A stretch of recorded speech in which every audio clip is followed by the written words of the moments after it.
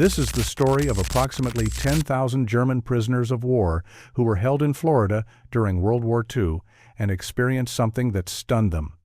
They were allowed to swim at beaches that were simultaneously off-limits to Black Americans.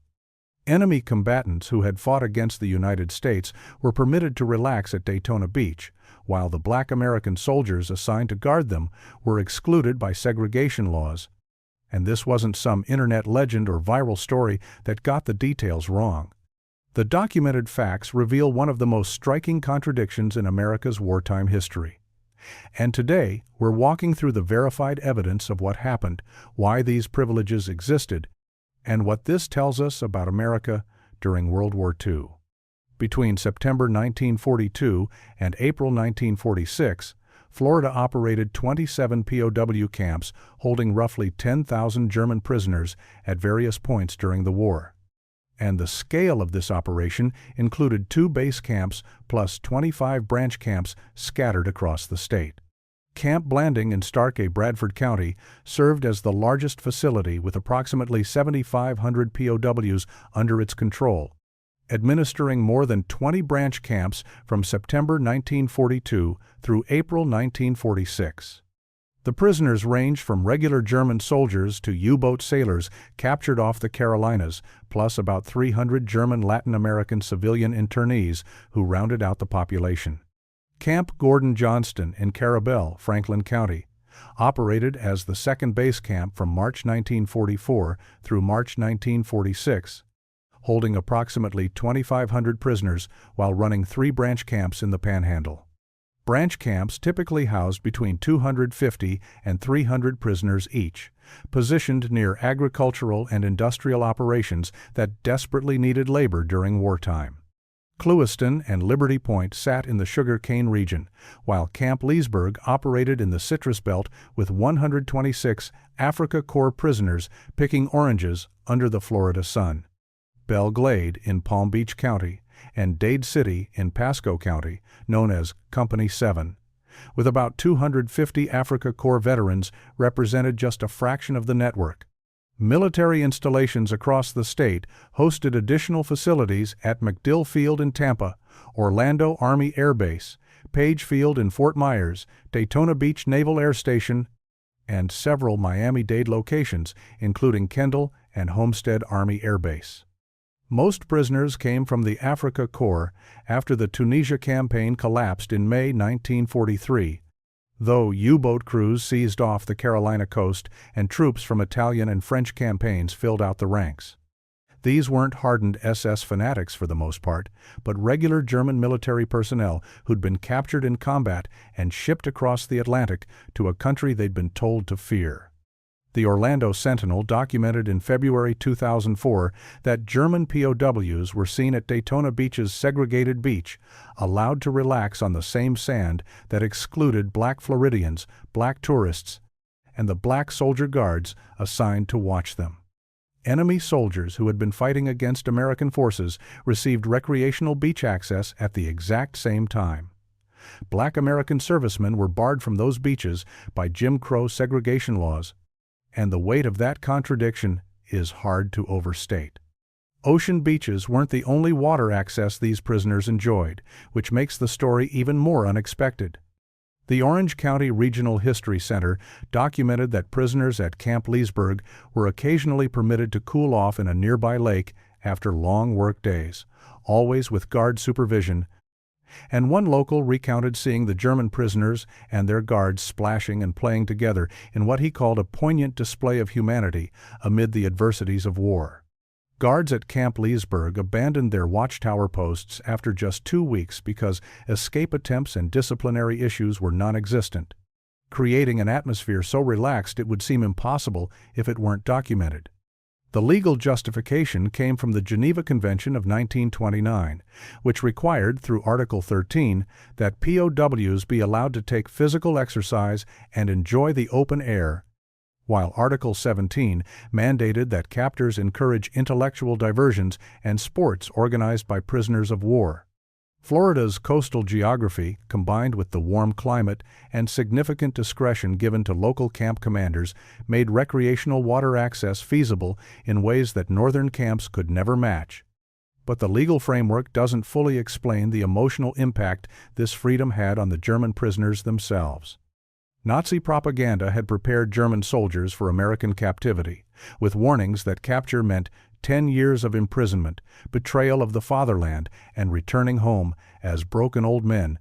So arriving prisoners expected harsh treatment or possibly starvation.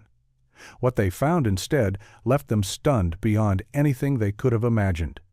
Gunter Graue, held at Fort Lewis, Washington, described his realization in a 2016 letter where he wrote that he suddenly realized how extremely lucky he'd been to be captured by the American Army and not the Russian one.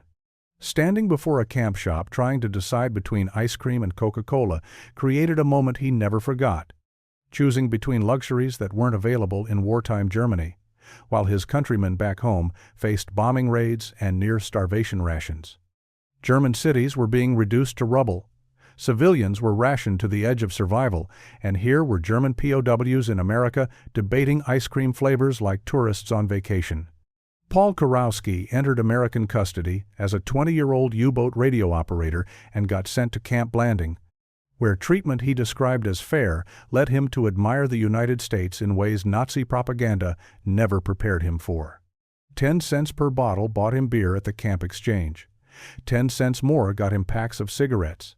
And those prices were better than what American civilians on the home front could access through rationing, but the POWs could buy freely with their camp earnings, and nobody thought twice about it.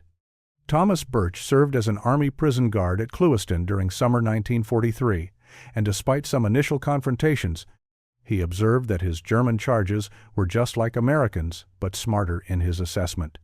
Friendships developed between Birch and several prisoners over time, a remarkable turn of events between supposed enemies who'd been trained to hate each other.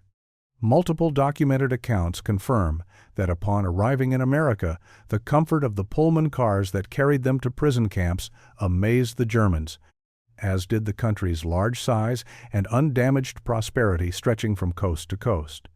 Passenger rail cars, identical to what American servicemen used, transported these enemy soldiers across a nation completely untouched by war, with no bombed-out cities or rubble in the streets, just prosperity and normalcy visible through every train window. Historian Robert Billinger spent years researching American and German archives, International Red Cross reports, and interviewing former prisoners for his definitive academic work titled Hitler's Soldiers in the Sunshine State, and his conclusion was direct. For most of the alumni of the Florida camps, pleasant memories overshadowed distasteful ones. Members of both groups, captives and captors, came to realize that enemies are human, according to Billinger's research, and that realization changed how these men viewed the world. Alan Lunan from Oviedo, Florida, summarized the long-term impact in a letter explaining that when these men returned to Germany, they told their fellow Germans how wonderful the Americans were. Some even immigrated to the United States later. And during the Cold War, these men spread stories about American values they'd seen in action during their captivity. Work assignments put prisoners into various industries across Florida's agricultural and military infrastructure, with citrus operations around Camp Leesburg and Orlando requiring prisoners to pick oranges at a daily quota of 30 boxes weighing up to 100 pounds each. Finishing your quota early meant you could rest for the remainder of the day while receiving bread, tea, and unlimited oranges during work hours, which created an incentive system that kept production moving. Sugarcane regions around Clewiston, Belle Glade, and Lake Okeechobee subjected prisoners to brutal field conditions that led the International Red Cross to describe the Liberty Point camp as the worst in all America, making it clear this wasn't vacation time, but hard agricultural labor under the Florida sun. Timber cutting, turpentine, and rosin extraction from pine forests in central Florida, construction projects including the Lake Okeechobee Dike, home and warehouse building, bean cannery operations, and military installation maintenance from landscaping to cemetery construction rounded out the work assignments. Geneva Convention standards required work hours to match civilian norms, typically 8 in the morning to 5 in the afternoon or until daily quotas were met, and prisoners earned 80 cents per day in canteen scrip, roughly equivalent to an American private's pay. Employers, whether citrus growers or military bases, paid the federal government about $1.50 per day per prisoner, with the government keeping the difference to offset camp operating costs and create a system that actually generated revenue. That 80 cents daily bought ice cream, cookies, soft drinks, cigarettes, toiletries, and reading materials from the camp canteen, and Paul Kurowski, the U-boat operator, paid 10 cents for beer and 10 cents for cigarettes, while American civilians faced rationing on those exact same items. Soccer dominated the recreational activities, with most camps featuring athletic fields, American movies screened regularly, and English language classes, alongside American history courses, gave prisoners educational opportunities that some German universities later granted full credit for completing. Geneva Convention Article 11 required food rations to equal the quantity and quality of troops at base camps, while Article 10 mandated that POW lodging match what American soldiers received at comparable installations. German POWs ate the same food and lived in the same type of barracks as American soldiers stationed at similar facilities, which meant enemy combatants received treatment that American law required regardless of public opinion back home. Two forces drove American policy on POW treatment: international law and strategic reciprocity, both working together to create conditions that shocked German prisoners who'd expected brutality. The Geneva Convention of 1929 established binding international standards that the United States strictly observed because treaty obligations left no room for interpretation or deviation. Reciprocity served as the real driving force behind American compliance, and Colonel A.M. Tollefson from the POW Division in the Provost Marshal's office stated plainly that America intended to play by the rules to avoid giving even the semblance of an excuse to the enemy to violate the rights of American soldiers held as prisoners of war.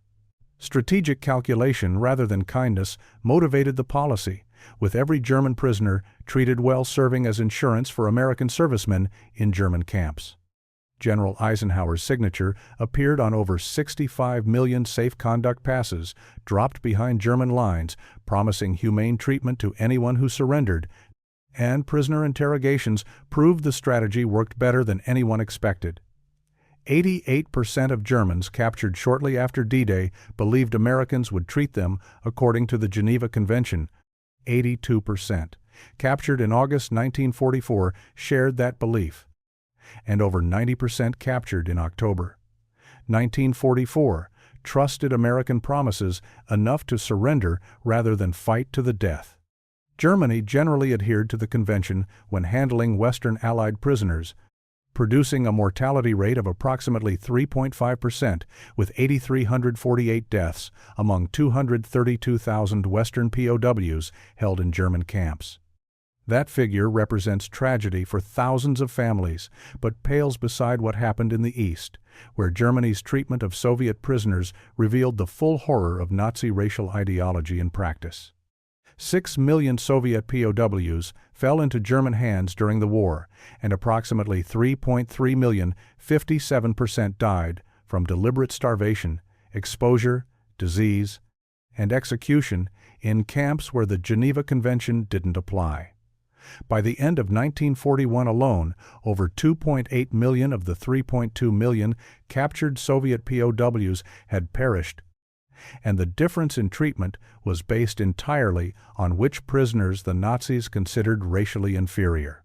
American adherence to the Geneva Convention when treating German POWs wasn't about being nice, but about protecting American servicemen through strategic policy that used international law as leverage. Public fury over POW treatment reached the War Department through hundreds of letters each week protesting the good conditions German prisoners enjoyed, with many writers demanding immediate execution of captured enemy soldiers. Camps earned the derisive nickname Fritz Ritz, as newspapers ran headlines asking whether America was coddling Nazi prisoners, And the complaints had legitimate basis when POWs received rationed cigarettes and foods unavailable to American civilians, while enjoying recreation facilities, movie screenings, and educational programs that seemed extravagant to families with sons fighting overseas. The outcry grew intense enough that the House Military Affairs Committee sent investigators into 25 POW camps to produce what became known as the POW Coddling Report, and their finding was blunt. They found no evidence of prisoner coddling despite public perception. Congressional testimony emphasized that treatment wasn't a question of Army policy, but a question of law, meaning the military had no choice but to comply with treaty obligations regardless of public sentiment. VE Day arrived on May 8, 1945, ending the war in Europe and revealing the full horror of Nazi concentration camps to the American public, which triggered immediate reduction of POW food rations in response to public outrage. Normal rations resumed by fall. 1945 because the legal requirements hadn't changed and the War Department couldn't maintain reduced rations without violating the Geneva Convention, leaving the public anger unresolved but the policy unchanged. A University of Arkansas thesis comparing Japanese-American internment camps with German POW camps reached a stunning conclusion. Federal authorities regulated and surveilled Japanese Americans at Jerome concentration camp with more vigor and energy than they did German prisoners of war at Dermot POW camp, and, moreover, U.S. officials provided German POWs at Dermot with more funding, support, and autonomy than American citizens of Japanese ancestry received. The U.S. government treated enemy German soldiers better than it treated American citizens based solely on ancestry and race. African American soldiers reported seeing German POWs welcomed into restaurants that refused to serve Black Americans wearing U.S. military uniforms, and at Daytona Beach, the documented contradiction reached its peak when German prisoners accessed the same beaches from which their black guards were excluded. A Black American soldier serving his country in uniform while guarding enemy prisoners of war could not swim at the same beach where those enemy prisoners were allowed to relax, and the enemy combatants came from a regime built explicitly on racial ideology, yet enjoyed privileges denied to American citizens based on skin color. The 1983 Commission on Wartime Relocation and Internment of Civilians concluded that Japanese-American internment stemmed from race prejudice, war hysteria, and a failure of political leadership, and those same factors created the treatment disparity visible at every Florida POW camp. A nation fighting against fascism and racial tyranny abroad maintained its own system of racial segregation at home, creating contradictions that defined America's wartime experience in ways that textbooks often skip over, but the historical record preserves. Belle Glade erupted in 1945 when cigarette rations were reduced, and POWs initiated a 2-day work stoppage that became known as the Belle Glade cigarette strike, receiving national attention at the exact moment Americans were learning about Nazi concentration camps for the first time. 39 troublemakers got transferred to Camp Blanding, while the remaining strikers were restricted to bread and water until they returned to work, and the timing couldn't have been worse for public relations. Violence broke out at Camp Blanding in December 1943 when Nazi supporters attacked anti-Nazi prisoners they considered traitors, using clubs to enforce ideological purity within the prisoner population in ways that reflected tensions existing at camps nationwide. The incident led to segregation of POWs by political ideology, with 4 prisoners transferred to the disciplinary camp at Alva, Oklahoma, known among prisoners as Nazilager or the Nazi camp. Camp Blanding prisoners were shown newsreels of liberated Nazi concentration camps in 1945, and what happened next stunned their American guards. The prisoners collected nearly $6,000 to send to Holocaust relief efforts. That sum represents thousands of days of earnings at 80 cents per day, making it a remarkable display from men who could have turned away or denied what they saw on screen. Camp Leesburg saw prisoners incorporate a swastika into latticework design until local construction owner Paul Miller reprimanded them and ordered its removal, which they complied with immediately. Dade City Camp housed a POW artist named Heinz Friedman, who painted an aerial mural that's been preserved to this day as one of the few physical remnants of the POW experience still visible in Florida.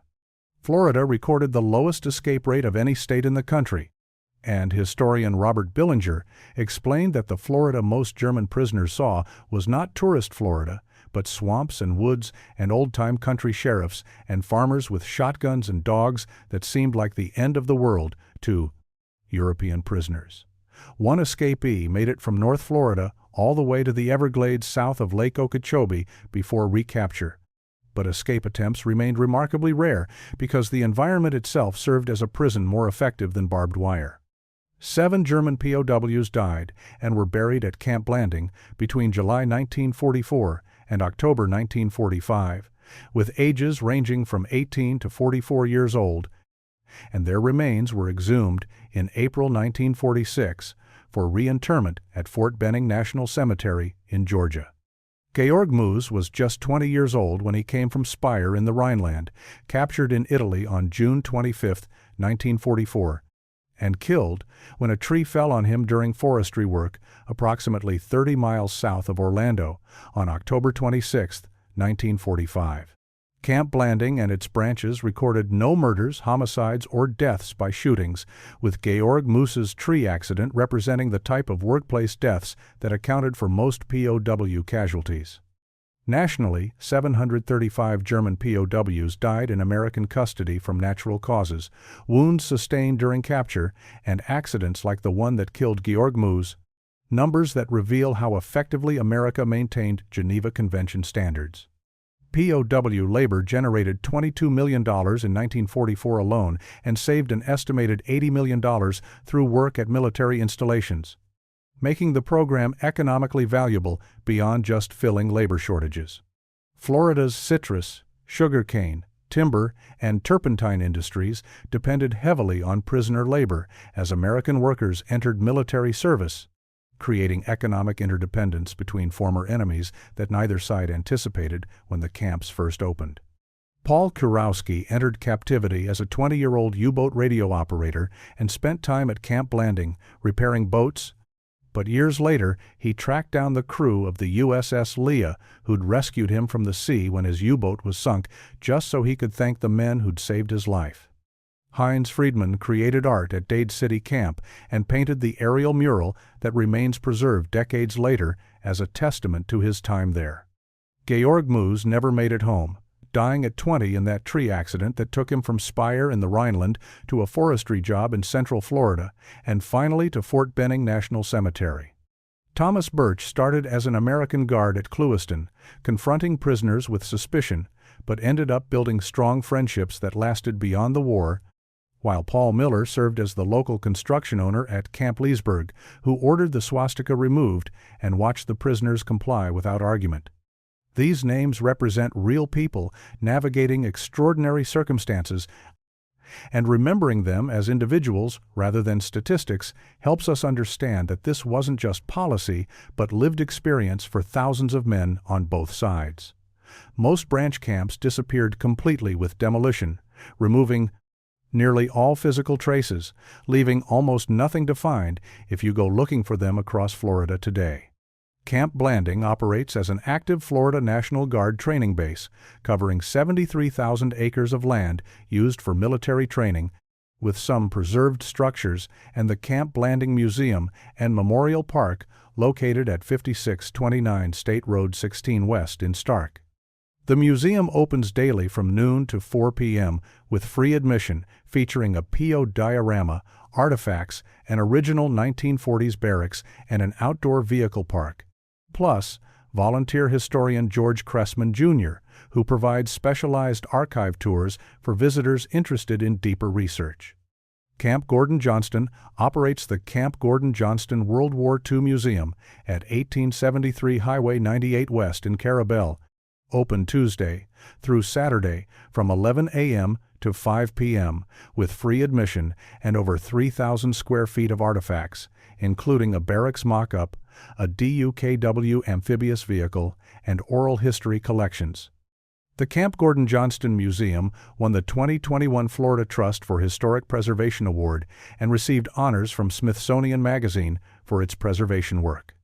POW cemetery markers remain in place at Camp Blanding, though the actual remains were transferred to Fort Benning in April 1946, and historical markers stand at Dade City, Camp Gordon Johnston, and Carabel Beach Park for visitors who want to see where these events occurred. Robert D. Billinger Jr.'s Hitler's Soldiers in the Sunshine State, German POWs in Florida, published by University Press of Florida in 2000, remains the definitive book on this subject. Written by the Ruth Horton Davis Professor of History at Wingate University and based on American and German archives, International Red Cross reports, YMCA records, local newspapers, and interviews with former prisoners who lived through these events. German prisoners of war swimming at Florida beaches while Black American soldiers who guarded them were excluded represents more than historical curiosity when you examine what it reveals about wartime America's contradictions. The Geneva Convention created a legal framework that, when applied, conscientiously produced humane conditions genuinely surprising to enemy soldiers. And that's actually worth acknowledging because the United States kept its word, followed international law, and treated prisoners humanely even when the public screamed for revenge. That same America maintained a system of racial segregation, denying basic rights to its own citizens, and the documented fact that German POWs could access Daytona Beach while their Black American guards could not reveals contradictions running deeper than most people realize. Fighting a war against fascism and racial tyranny while enforcing racial hierarchy at home created paradoxes that defined the American experience in ways we're still grappling with generations later. German prisoners who experienced humane treatment went home with positive impressions that shaped German attitudes toward America during the Cold War, with some even immigrating to the United States in later years. The policy worked in that sense, creating goodwill that served American interests for decades and proving that strategic adherence to international law produces long-term benefits beyond immediate wartime concerns. Celebrating that success requires acknowledging the bitter irony at its core. The same system that treated enemy soldiers with dignity and respect denied that dignity and respect to Black Americans serving in uniform. The POW camps in Florida operated for less than 4 years. The men held there have mostly passed away, and the camps themselves are gone, except for museums and historical markers, but the story remains preserved in archives and academic research, waiting to teach us something about who we were and perhaps who we still are. Understanding that contradiction, the capacity for both humanity and injustice existing side by side in the same system, remains necessary for understanding American history accurately. The German POWs who swam at Florida beaches experienced the best of American ideals, while the Black soldiers excluded from those same beaches experienced the worst, and both truths are part of the same story that we need to remember in full.